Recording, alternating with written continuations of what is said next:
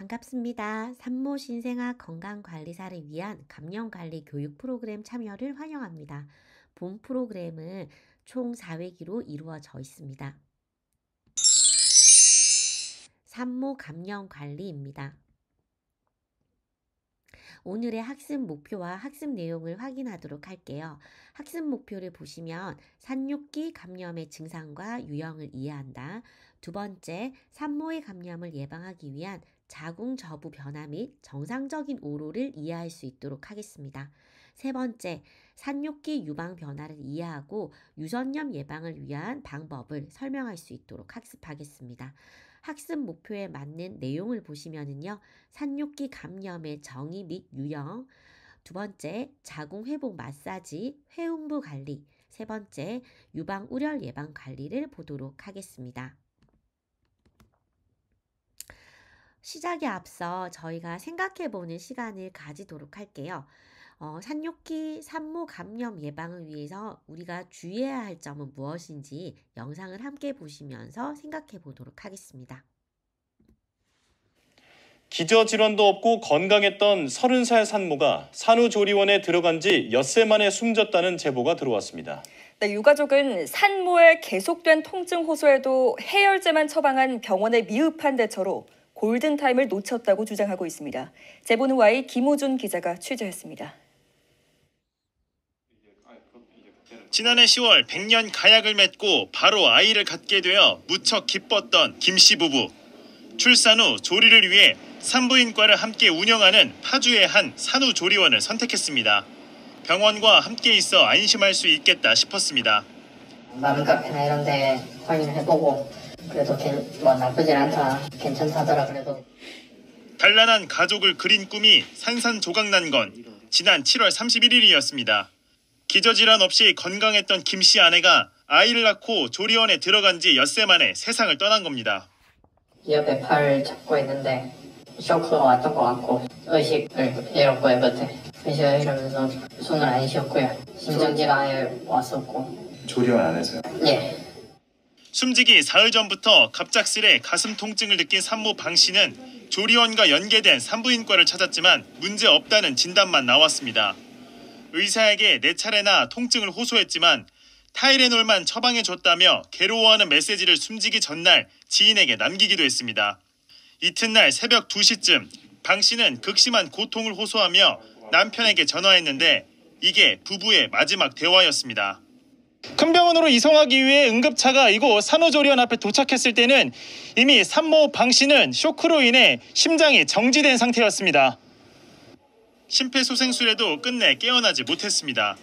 부검 결과 사인은 대동맥벽이 찢어져 혈관이 파열되는 대동맥 박리. 하루 이상 방치할 경우 사망률이 급격히 올라가는 질환입니다. 내과 치료, 수술적 치료 이런 것 받도록 해서 적어도 심각한 결과는 좀 막았어야 되는데 산모를 진료한 의료진한테 대동맥 박리에 대한 검사, 진단, 치료 이런 부분에 소홀함이 있지 않았을까. 황망하게 아내를 잃고만 김 씨는 병원 측 대처에 더욱 말문이 막혔습니다. 제대로 사과하기는커녕 병원에서 할 수 있는 조치는 다 했다며 선을 그은 겁니다. 그러나 김 씨는 산모가 통증을 호소할 때 추가 검사를 하거나 흉부외과 등 다른 과로 보내 진료를 받게 했다면 이런 비극은 막을 수 있었을 거라고 말합니다. 3번, 4번 동일한 부위를 아프다고 하는데 병원에서 사람 살리는 의사라는 사람들이 하는 말이 해줄 수 있는 게 없다. 자기가 모른다고 하면 큰 병원으로만 보냈어도 이런 일이 안 벌어졌을 건데. 모자 보건법에 따라 산후조리원은 산모가 숨지거나 다른 병원으로 이송할 땐 관할 보건소에 신고하도록 되어 있지만 이 조리원에선 1달 반이 넘도록 신고하지 않은 것으로 확인됐습니다. 이에 대해 산후조리원과 산부인과를 함께 운영하는 병원 측은 취재진에게 어떠한 입장도 밝히지 않았습니다. 말하다 보면 실수라는 게 있잖아요. 너무 가까이 오셔갖고 너무 당황스럽다고 숨드실 것 같다구만 꼭 그렇게 전해주시래요. 숨진 산모의 가족은 병원을 상대로 배상과 사과를 요구하면서 민형사 소송을 벌이겠다는 입장입니다. 5년 전에 먼저 작은 딸이 먼저 하늘나라로 갔어요. 큰 딸이 이제 이런 사고로 해가지고 갑작스럽게 이제 가니까 제가 이제 평상시에 느낀 게 모든 일은 모두에게 일어난다. 그러니까 우리가 일어나는 사고는 남의 일이 아니다는 생각을 많이 했어요. 지금이라도 조리원 측에서 진심 어린 사과를 바라고 싶습니다. YTN 김우준입니다. 자, 이렇게 가슴 통증 때문에 해열제만 처방받고 숨진 산모는 어떠한 상황이었을지 한번 생각을 해보면서 저희가 산뇨기에 발생할 수 있는 감염에 대해서 한번 보도록 하겠습니다. 산뇨기 감염의 정의를 보시면은요, 산뇨기 감염은 분만 후에 발생하는 생식기의 세균 감염이라고 말을 합니다. 우리가 다른 말로 산뇨기 감염을 산욕열, 산후열이라고도 불리고요. 감염 부위에 따라 산후 자궁 감염, 회음부 감염, 질 감염, 자궁 경부 감염으로 나눌 수가 있습니다. 산뇨기 감염의 종류는요, 크게 대표적으로 4가지 정도로 볼 수 있는데, 자궁 안쪽이 감염되는 자궁 내 감염, 제왕절개를 하신 분들의 수술 부위 감염, 그리고 수유를 하면서 유선염이 발생할 수 있고요. 그리고 자궁 옆에 방광 조직에 염증이 생기는 방광염이 있을 수 있습니다. 대부분 산모들이 많이 발생하는 감염의 대표적인 4가지라고 보시면 되고요. 그러면 감염의 원인은 무엇일까요? 감염의 원인은요, 크게 한 6가지 정도로 볼 수가 있습니다. 우리가 분만을 진행하다 보면은 12시간 이상씩 이렇게 진통을 겪게 되는데요. 20시간 넘게 되는 난산이라든지 지연분만은 감염의 중요한 원인이 될 수가 있고요. 두 번째로 분만 중에는 아이가 잘 나오지 않아서 겸자를 이용한다든지 흡입기를 사용한 흡입분만을 하게 될 수가 있습니다. 그러면 또 산뇨기 감염의 원인을 될 수 있고요. 세 번째, 산모님께서 기저질환이 있으신 분들이 있어요. 약간 비만이라고 하시는 분들, 그 다음에 당뇨가 있는 분들은 이렇게 감염이 더 많이 발생하게 되고요. 아기 낳고 나면은 출혈이 있게 됩니다. 출혈이 있으면 훨씬 더 감염이 더 많이 발생하게 되고, 아기 낳기 전에 빈혈이 있으신 분들은 감염을 잘 체크해 보셔야 됩니다. 그리고 5번째는 진통이 있기 전에 먼저 양막이 파수되신 분들은 그 아기를 보호하고 있는 양막이 먼저 찢어지면서 분만이 진행되기 때문에 균들이 타고 올라가게 되는 일이 발생하게 되고요. 그리고 회음절개술, 그리고 회음절개술보다 응급제왕절개술은 훨씬 더 감염을 많이 유발하게 하는 원인이라고, 대표적인 원인이라고 보시면 됩니다. 원인균을 보시면은요, 포도상구균, 연쇄상구균, 그리고 질의 상주에 있던 임균, 파상풍균, 대장균 등은 산모의 감염을 일으키는 대표적인 원인균이고요. 감염의 증상은 어떤 게 있는지 보시면 첫 번째로 열이 납니다. 산모님들께서 37도 5분 이상씩 열이 많이 나고요. 그리고 약간 춥고 오한 증상이 있습니다. 오한 증상이 있으면서 전신에 조금 몸살기가 있는 근육통이 있다고 호소를 하실 거고요. 세 번째, 자궁 내 감염인 경우에는 복부의 통증을 호소하시는 분들도 있습니다. 계속 하복부가 묵직하다, 아니면 약간 통증이 있는 것 같다 라고 표현을 하시는 분들이 있고, 아니면 생리통처럼 계속 싸리하게 배가 아프다라고 말씀하시는 분들도 있습니다. 그리고 오로를 잘 확인을 해주셔야 되는데요. 오로에서 냄새가 시간이 지나면 나지 않아야 됩니다. 그런데 악취나는 질 분비물이 있다, 아니면 피가 계속 비친다 라고 한다고 하면 산모께서 감염을 있는 건 아닌가 의심을 해봐야 되는 대표적인 증상이라고 보시면 됩니다. 그러면 산뇨기 감염의 치료는 어떻게 해야 되는지 보시면, 앞에서 봤던 유선염이든 자궁 내 감염이든 회음부 감염이든 똑같이 이렇게 4가지를 생각을 해보셔야 됩니다.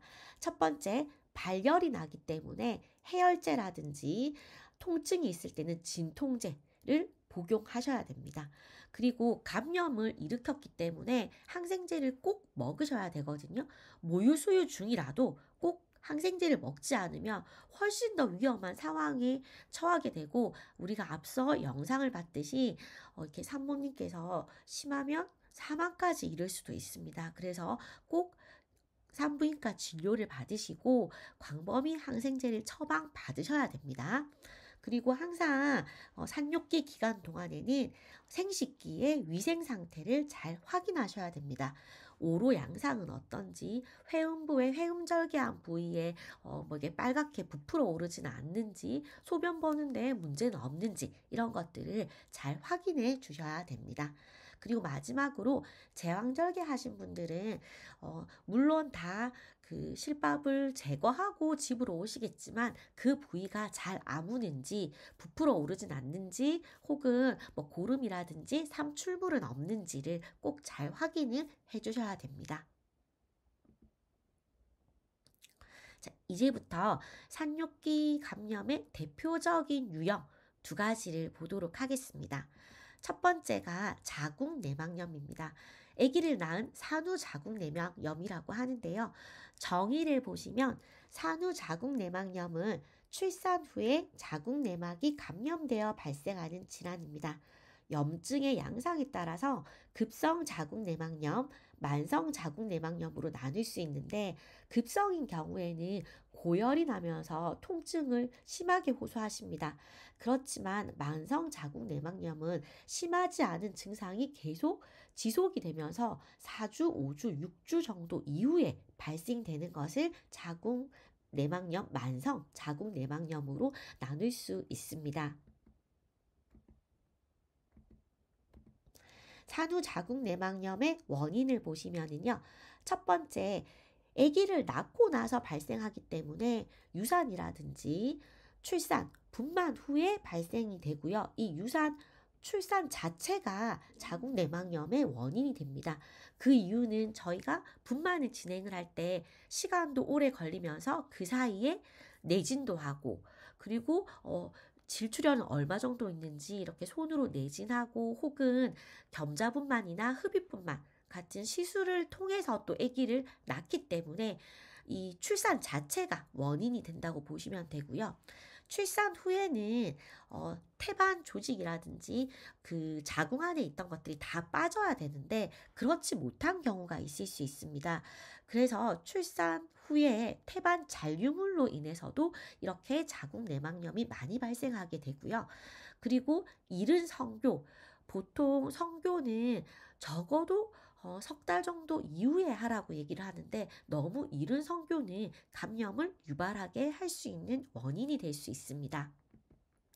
그리고 골반 내 감염이라고 하는 것은 저희가 아기를 낳고 나면 회음부 절개도 하는데, 그쪽에 상처가 아물지 않고 질을 통해서 골반 안으로 감염이 진행이 됐다. 그러면은 골반 주위에 난소라든지 주변 조직에 염증이 발생해서 심한 자궁내막염을 일으키게 되는 원인이 되고요. 너무 이른 피임 장치를 삽입한다.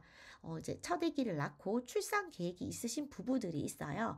그런 경우에 루프라든지 이런 것들을 너무 이르게 사용을 하게 되면 자궁내막염이 또 발생하게 됩니다.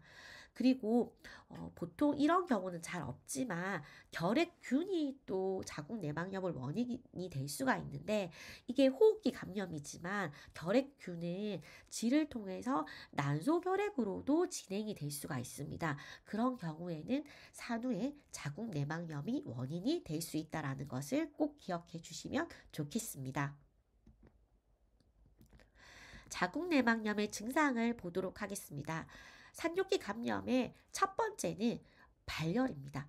38에서 39도씨 이상의 고열이 발생하게 되고요. 급성인 경우에는 고열이 명확하게 표시가 되겠지만, 만성인 경우에는 미열이 조금 지속되는 경우도 있습니다. 열이 날 때는요, 춥고 한기 드는 증상이 나타나게 되는데 꼭 감기 심할 때 몸살하는 것처럼 춥고 한기가 들 수 있으니 산모께서 열이 나면서 몸살기가 있다. 그러면 꼭 감염을 의심해보고 산부인과에 진찰을 받기를 권유하시면 좋을 것 같습니다. 두 번째 중요한 증상은 비정상적인 오로가 보일 수가 있습니다. 월경과 같은 오로가 보통 2, 3주 지나면 끝이 나야 되는데 오로가 계속 상륙기에 3주 이상씩 지속이 된다. 그럴 때는 자궁 내막염의 증상이 있을 수 있다 생각을 하셔야 되고요. 오로가 갑자기 양이 많아지고 냄새가 있다. 그러면은 자궁 내막염의 증상일 수 있다는 것을 꼭 기억해 주시면 좋겠습니다. 그렇다면 산후 자궁 내막염 치료는 어떨까 보시면은요. 앞서도 말씀드렸지만 꼭 산부인과 진찰을 받고 항생제를 먹으셔야 됩니다. 광범위한 항생제를 투여를 받으시면 자궁 내막염 치료가 될 거고요. 그렇게도 했음에도 불구하고 증상이 심해지면 입원을 해서 수액으로 항생제를 맞으면서 치료가 필요할 수가 있습니다. 산후 자궁 내막염은 예방하는 것이 중요한데 항상 산육기에는 손위생을 철저하게 지키셔야 됩니다. 산모에게도 손위생의 중요성을 꼭 다시 한번 말씀해 주시면 좋을 것 같고요. 주기적으로 오로를 확인하면서 패드를 교환을 해야 되는데 패드는 꼭 질 쪽에서 항문 쪽으로 뺄 수 있도록 확인을 하셔야 되고요. 출산 후에 일주일 정도는 오로 양상이 어떤지를 꼭 잘 사정을 해주셔야 됩니다. 그리고 이른 성교 자체가 원인이 될 수 있으니까 꼭 3개월 이후에 성생활을 할 수 있도록 교육을 시켜주셔야 되고요. 만약에 증상이 있을 것 같다 할 때는 언제든지 산부인과 검진을 받으셔야 됩니다. 자, 두 번째로 이제 산육기 감염의 대표적인 증상이 있을 수 있는 유선염에 대해서 보도록 하겠습니다. 유선염은요, 정의를 보시면 유방에 생기는 세균성 감염입니다. 유방 조직에 염증이 생기는 질환이라고 보시면 되고요. 유방을 구성하는 조직 중 하나인 유선에 염증이 생기면서 발생하게 됩니다. 저희가 모유 수유를 하게 되면은 이렇게 살짝씩 유방 우려를 경험하게 되는데 유방 우려이 심해지면 유선염으로 간다고 보셔야 됩니다. 유선염의 종류를 두 가지로 볼 수가 있어요. 수유기 유선염은요. 아이의 입속에 있던 세균이 유관을 통해서 유선으로 침범해 염증이 발생할 수가 있습니다. 비수유기 유선염은 이 아이의 입을 통한 것이 아니라 이 유방의 유관 조직이 특히 유륜 아래 유관 조직에 확장된 부위에서 모유가 다 빠져나가지 않아서 찌꺼기 등이 모여가지고 염증을 일으키는 경우라고 보시면 됩니다.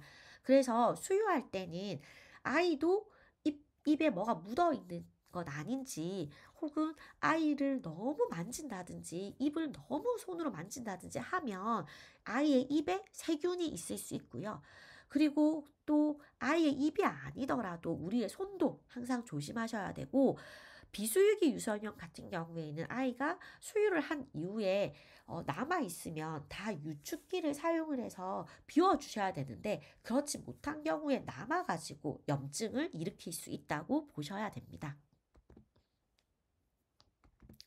유선염의 원인을 보시면 수유를 하실 때는 알맞은 속옷을 입으셔야 돼요. 알맞은 브래지어를 착용을 하셔야 되는데 그래서 수유 브래지어를 하기를 권장을 드리고 그리고 본인한테 맞는 것을 하셔야 되는데 너무 압박이 되는 것은 유선염의 원인이 될 수 있고요. 수유를 낮에는 2-3시간 간격 해야 되는데 아이가 잔다고 해서 수유를 하지 못하고 지연됐을 경우에는 남아서 이렇게 유선염이 발생할 수가 있고 수유할 때는 잘못된 자세 그러니까 아이가 젖꼭지만 문다든지 이런 잘못된 자세로 인해서 유선염이 발생합니다. 그리고 유독 균열이 발생할 수 있거든요. 이제 아이들의 이 빠는 힘이 너무 강하다 보니 혹은 유축기를 사용을 하다 보면 니플에 젖꼭지에 상처가 났는데 그쪽 부분에 수유를 진행을 못하니까 이제 계속적으로 차이면서 유선염이 발생할 수 있고요. 그리고 산모님께서 면역력이 저하되어 있을 수 있어요. 아기 낳는다고 너무 피로하고 잠도 못 잤고 수유 때문에 힘들고 이런 상황에서 면역력이 저하되어 있으면 유선염이 또 많이 발생하게 됩니다. 스트레스 관리도 필요하거든요. 그래서 모유 수유도 중요하지만 사실 산모님이 너무 피로하고 수면을 너무 부족한 상황이라면 수면을 꼭 취하게끔 해주시고 스트레스 관리도 꼭 필요하다는 것을 기억하시면 좋겠습니다. 유선염의 증상을 보시면은요, 아까도 저희가 산후에 발생할 수 있는 산욕기 증상이랑 똑같습니다. 첫 번째, 발열이 납니다. 열이 38도 5분 이상의 고열이 발생하고요. 열이 나면서 춥고 한기가 드는 오한 증상이 전신으로 나타날 수가 있고요. 그리고 유방에 통증이 발생합니다. 이 유방이 편측성이라고 하는 한쪽만 빨갛게 붓고 통증이 발생할 수가 있고요. 유방 전체에도 멍울이 맺힐 수 있고 혹은 차여있는 일부에 멍울이 맺히면서 빨갛게 보이고 통증을 발생할 수 있는 것이 유선염의 증상입니다. 그렇다면 유선염은 어떻게 치료하는지 보도록 하겠습니다. 마찬가지로 산부인과 진찰을 받으시고요. 항생제를 복용하셔야 됩니다. 항생제를 복용할 때 모유수유와 상관없이 모유수유를 할 수 있는 항생제를 치료해 주시거든요. 그래서 항생제를 꼭 복용하는 것이 감염을 치료할 수 있는 방법이다라고 엄마들에게 꼭 교육을 시켜주시고요. 항상 올바른 모유수유, 모유 시간의 원칙, 모유수유를 할 때는 올바른 자세 이런 것들을 지킬 수 있도록 선생님들께서 교육을 잘 해주시면 유선염은 예방할 수가 있습니다. 자, 유선염 예방을 정리해 보면은요. 유방은요, 항상 청결하게 유지하는 게 좋습니다. 그래서 비누라든지 이런 세제는 사용하지 않는 게 좋고요. 항상 깨끗한 물로 씻고 하루에 2-3번 정도는 조금 풀어놓고 건조하게 청결하게 유지할 수 있도록 하고요. 두 번째는 주기적인 모유 수유가 필요합니다. 그래서 젖이 고이지 않게 주기적으로 배출할 수 있도록 수유를 낮에는 2-3시간 간격, 밤에는 4-5시간 간격을 할 수 있도록 하고요.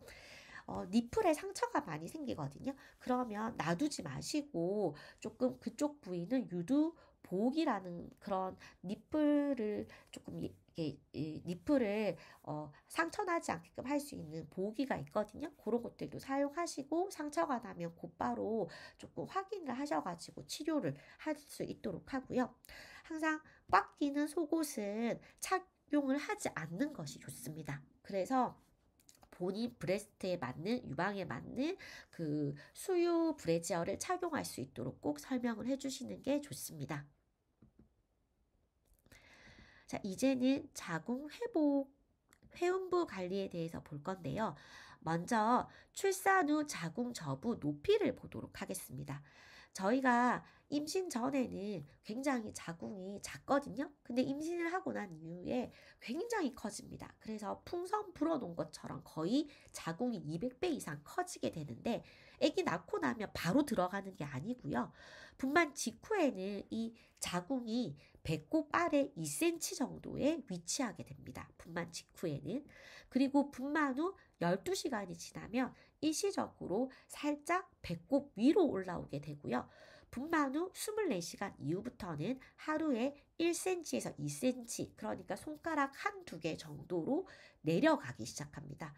하루에 하나 1cm, 2cm씩 내려가기 시작하면서 6일째 되면은 치골 결합과 배꼽 중간의 정도에서 만져지게 되고요. 거의 9일째부터 복부에서 촉지가 되지 않기 시작하면서 2주가 되면은 아예 촉지 불가능입니다. 6주 되면 자궁은 회복이 되어서 태축에 되는 것이 종결이 된다라고 보시면 되고, 선생님들께서 이렇게 산후조리원을 다녀오지 않는 산모들은 바로 만나게 되시면은 자궁 저부 높이를 확인을 해보면서 회복이 잘 되는지를 알려주시면 좋을 것 같습니다. 이것은 저희가 실습 때 같이 한번 해보도록 하겠습니다. 자, 우리 산후통이라고 하죠. 선생님들 잘 아실 건데 아기 낳고 나면 후페알이라고도 표현을 합니다. 출산 후에 이 자궁의 태축 과정이 있으면서 자궁 근육의 간헐적인 조임과 풀림, 그러니까 수축과 이완이 반복되는 건데 이거는 정상적인 겁니다. 산모님들께서 이렇게 자궁이 자기 자리로 돌아갈 때 정상적인 과정이긴 하나 이렇게 약간 배가 많이 아픈 것 같아요. 아기 낳는 것처럼 조금 아파요. 뭐 쪼여요 라고 표현을 하실 수가 있습니다.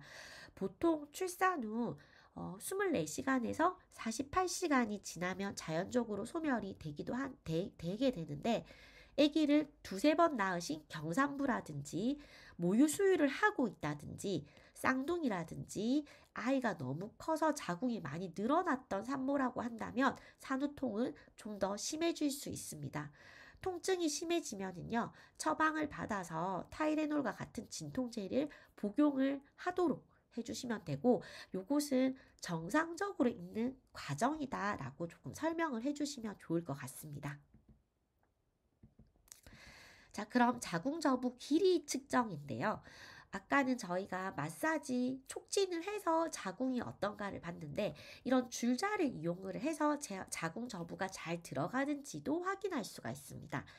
치골결합 위를 줄자로 이렇게 측정을 할 수 있는데요. 태반이 나오고 난 직후, 아기를 낳은 직후에는 보통 치골결합부터 자궁저부까지의 높이는 11에서 12cm 정도가 되고요. 분만 후 12시간쯤에도 11에서 12cm 정도가 됩니다. 분만 1일에서 2일 정도에는 12에서 13cm, 분만 6일이 정도가 되면 7에서 8cm, 그리고 7일에서 10일 정도 되면 6에서 9cm 정도로 이렇게 된다라고 보시면 되고, 선생님들께서 산모님들께 한번 측정을 해주시면 잘 회복이 된다고 설명을 해주실 수 있을 것 같습니다. 자, 그리고 자궁저부 마사지인데요. 저희가 이것도 실습 때 같이 해보도록 하겠습니다. 자궁은요, 단단하게 만져줘야 되거든요. 그래서 태축 과정에서 물렁물렁하면 그거는 회복이 잘 되지 않는다라고 생각하셔야 됩니다. 이 자궁저부 마사지는요, 그림과 같이 손의 물리적 속성을 이용을 해서 회복을 도와주는 방법이라고 보시면 되는데, 여기 그림처럼 한 손은 자궁저부 위쪽을, 한 손은 다른 치골결합 위를 이렇게 지지를 하면서 마사지를 해주시면 되는데, 부드럽게 해주시는 게 아니고요. 조금 강하게 약간의 힘을 줘서 해주셔야 됩니다. 자궁의 긴장 유지 및 과다 출혈, 오로도 잘 배출되면서 빨리 회복되는 효과가 있고요. 이렇게 마사지를 해볼 때 약간 물렁물렁하다, 그러면은 태축이 잘 되지 않을 수 있으니 오로 양상을 조금 확인해 보시고 산모님께 필요하면 산부인과 진찰을 권유하셔도 나쁘진 않을 것 같습니다. 이제 오로를 보도록 하겠습니다. 오로는요, 산욕기 동안의 태반 부착 부위에서 흐르는 분비물을 말합니다. 개인에 따라 차이는 있을 수 있는데 잘 기억해 주시면 좋을 것 같아요. 적색 오로는 분만 후 3일에서 5일, 갈색 오로는 분만 후 5일에서 10일, 백색 오로는 분만 후 10일에서 2주 또는 3주, 길면은 4주까지도 나올 수가 있습니다. 오로 양상을 조금 잘 아셔야 되는데요. 출산 후 3일에서 5일 정도는 굉장히 빨간색으로 나오고요. 5일에서 10일 정도까지는 갈색, 그 이후부터는 약간 색깔이 짙어지면서 크림색, 백색으로 변하게 되어 있습니다. 그렇기 때문에 산후의 오로 관리는 잘 해주셔야 되는데요. 항상 패드 교환 후에는 손 씻기를 잘 할 수 있도록 설명을 해주셔야 됩니다. 청결을 꼭 유지할 수 있도록 하셔야 되고요.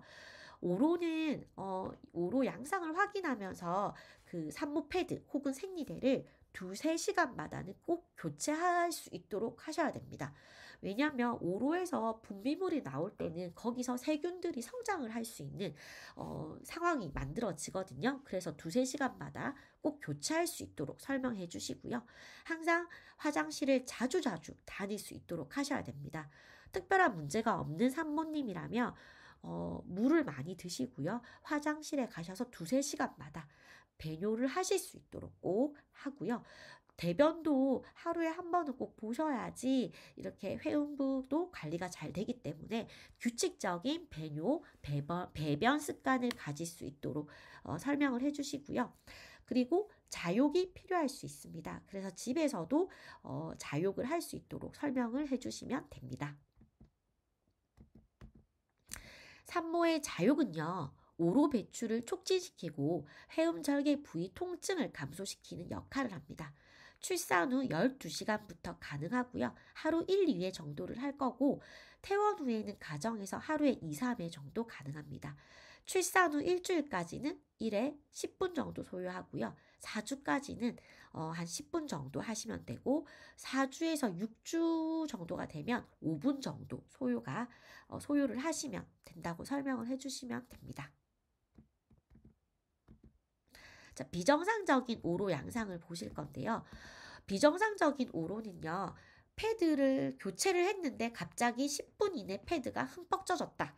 그러면은 산후 출혈의 위험이 있을 수 있습니다. 이 산후 출혈은요, 산후 감염의 대표적인 원인으로 볼 수가 있기 때문에 적색 오로가 계속적으로 많이 나온다 하면은 꼭 패드를 잘 확인해 주시고, 오로가 지속됐을 때는 자궁 안에 조직이 남아 있을 수 있거든요. 그것도 확인을 해 주시고요. 백색 오로는 한 2주 정도 지나면은 2주 정도 지나면 거의 나오지 않는데 이게 3주, 4주 계속적으로 나온다. 이러면은 자궁 내 감염을 의심할 수 있고요. 그리고 갑자기 백색 오로가 나오다가 3~4주쯤에 출혈이 또다시 빨갛게 나온다. 그러면은 태반 부위에 이 복구가 잘 되지 않는다라고 볼 수 있기 때문에 빨리 병원으로 가셔야 되고, 오로는 조금 지나면 냄새가 나지 않거든요. 근데 오로에서 냄새가 난다. 약간 조금 이상한 냄새가 악취 같은 게 난다. 그러면 자궁 내 감염을 의심할 수 있으니 빨리 병원을 가도록 설명해 주셔야 됩니다. 그 다음에 우리 유선염을 예방할 수 있는 유방우려의 정의를 보도록 하겠습니다.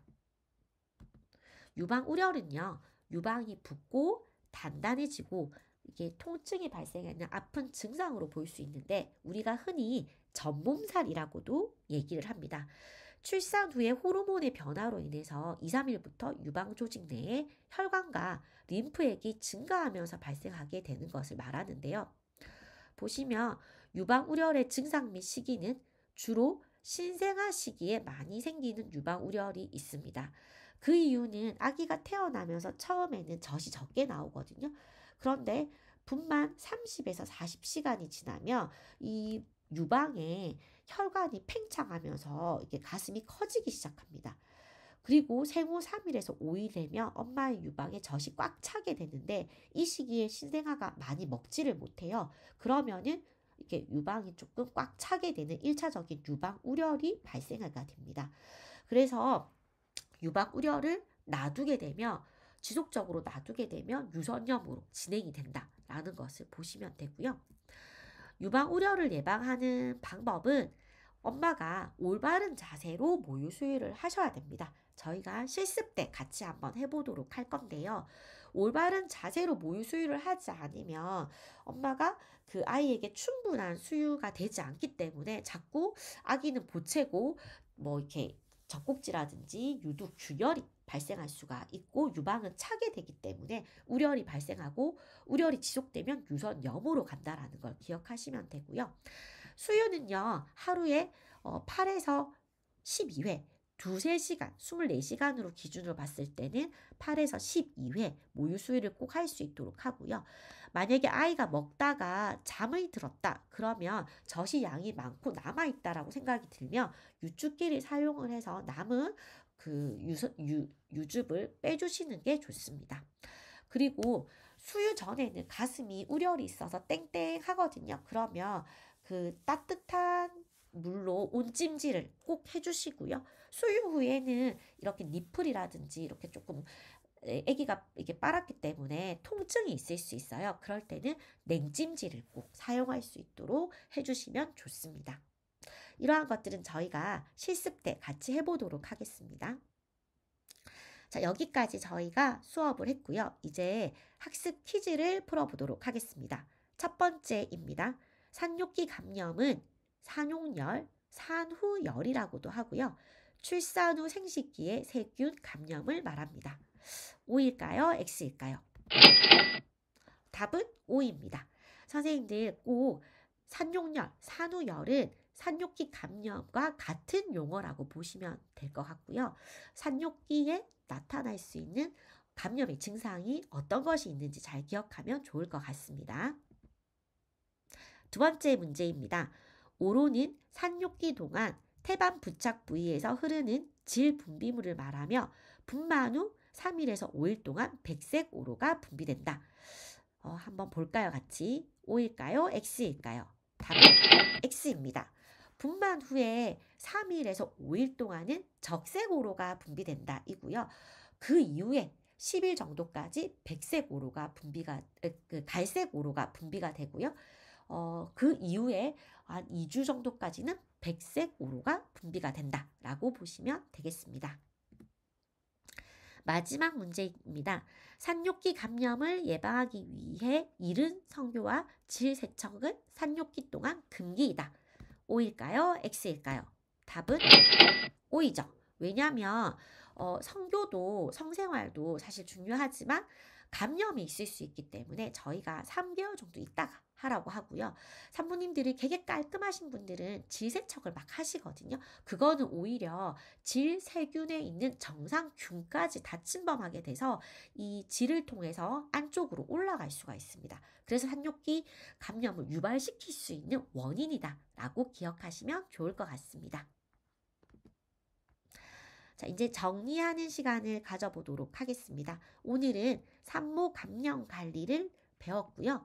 첫 번째 보시면 산뇨기 감염은 출산 후 자궁, 질, 회음부 등의 생식기관에 세균이 감염되어 발생하는 질환으로 증상을 보시면 고열 및 오로에서 거품이라든지 악취 등의 증상이 나타날 수 있다. 잘 기억해 주시면 좋을 것 같습니다. 두 번째, 유선염을 유발하는 유방 우려를 예방하는 방법은 최선의 방법은 올바른 수유 자세로 하루에 8에서 12회 모유 수유를 하는 것이다. 저희가 실습에도 한번 같이 해보도록 하겠습니다. 자, 여기까지 저희가 수업을 했고요. 산뇨기 감염의 증상과 감염 예방에 대해서 저희가 생각해보는 성찰의 시간을 가져보도록 하겠습니다. 그래서 배운 점, 느낀 점, 실천할 점을 우리가 간단하게 적어보는 시간도 가져보겠습니다. 산모 감염 관리 3회 2차 수업을 마쳤고요. 수업을 들어주셔서 너무 감사드립니다. 저희는 실습 때 또 만나서 산모 감염 관리를 예방할 수 있는 실습을 해보도록 하겠습니다. 수고하셨습니다.